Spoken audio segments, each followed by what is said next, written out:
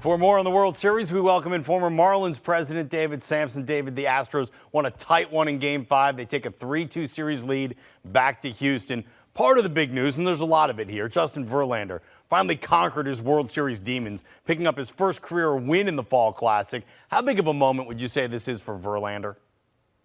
Well, listen, he had an elephant on his back, and it was a very important Game 5, and he gave you 5 innings in Game 5.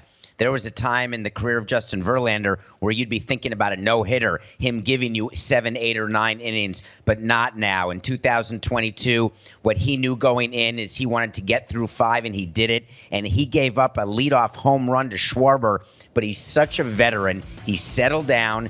He knows exactly how to pitch. He got his fastball command back, and he handed the game over to the bullpen, and the bullpen held on, giving the Astros the 3-2 win and the 3-2 series advantage. Yeah, and that bullpen from the Astros, they delivered again in Game 5, led by Ryan Pressly, who escaped a major jam in the 8th thanks to some pretty good help from Trey Mancini at first base. What makes this bullpen so good? It's so deep. I've been dreaming about when I was running a team, thinking that you could go to 4 or 5 guys in leverage situations late in the game. We had to go to 1 guy or 2 guys and then hold your breath and pray. The Astros, there's no break. So if you have your starter go 5 innings, you're basically closing the door. It used to be if you can get 2 shutdown innings from a bullpen, you have to find your way through the middle innings. That's what it was. No more. The middle innings, when you're dealing and getting to Montero, you've got a Abreu. It's staggering. So the Phillies, from their standpoint, their best bet is to get to the starters, but the Astros rotation is so deep that their number 4 starter threw a combined no-hitter. So there's just no let-up. And Ryan Pressly is 1 save away, potentially, of winning MVP of this series. Well, another guy who's been coming up big is Jeremy Pena. All postseason long, in fact. That rang true again on Thursday night. What stands out to you about Pena in particular? How about that he's a rookie? I'd like everyone to focus on the fact that this is his first year in the big leagues, and he is producing in the ALCS MVP, and then he continued into the World Series where between him and Bregman and Pressly, those are the candidates for MVP should the Astros win the series. And he took over for Carlos Correa. Justin Verlander said something fascinating at the podium after the game last night. He said Jeremy Pena has stepped into Correa's shoes. And then he corrected himself and said, no, he didn't fill his shoes or step into them. He's got his own shoes. What an amazing compliment to give to a rookie.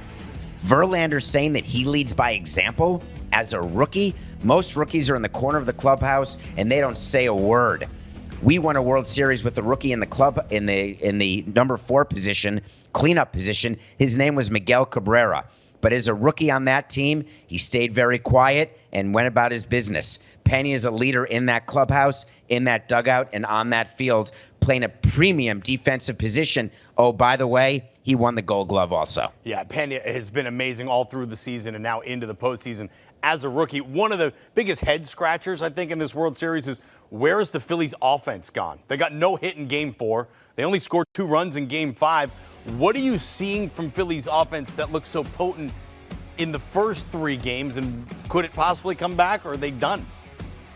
So the thing about offense is it comes and goes, which is why you win rings with pitching and defense. But what the Phillies were able to do is score 7 runs a game, and you can have pretty mediocre pitching and win games if you're scoring 7 runs. But then you say, well, we got no hit. We can dismiss that because Javier and that bullpen, it was their day. And as Kyle Schwarber said, we're in the history books. Let's move on. Except the following game, they only were able to get 2 runs, and one of them was late in the game. Now, they threatened to tie the game, but were never able to. But the best thing about the postseason is every game that you play, it doesn't matter what happened beforehand. It's just as likely that the Philadelphia Phillies score 7 runs in Game 6 as they did in Game 1 or 2. The problem is they have Framber Valdez waiting for them. And again, like the rest of the rotation, he's very tough. The best breaking ball, the best curveball really in the big leagues from the left side. So it's not going to be an easy task. It's going to be a very loud crowd. Phillies used to a loud crowd, but in their favor. You know what? Let's do it. Let's talk about Game 6. The Astros have a chance to win the World Series for the first time since 2017. You mentioned Framber Valdez, Zach Wheeler on the other side. Who has the edge in the matchup? So if this were a month ago, it would be pretty even. But Zach Wheeler, don't forget, he did not pitch yesterday because he asked for an extra day of rest because of fatigue, arm fatigue. Having arm fatigue this time of year is quite ordinary, and it's normal, except for the fact when you're pushed back, that's not normal. You want to be able to take the ball in the postseason on short rest, not on long rest. We're going to know pretty early how Zach Wheeler's doing, and we're going to know that from his fastball command. What's the velocity on his fastball, and where's it going? If I'm the Phillies and I'm meeting with them before the game, I'm saying to the offense, hey, let's do a favor to Zach. Let's get him some run support early. Let's see if we can get to Valdez. They had a chance to get to Verlander yesterday in the early innings, and they couldn't get the big hit. If the Phillies can't get the big hit in Game 6, they won't need their second change of clothes because they'll be back on an airplane tomorrow night. All right, David, your pick before this series began, if you remember, it was Astros in 6. Here we are, Game 6, and the Astros have a chance to win the World Series. Are you sticking with it? Do the Astros take the title on Saturday night?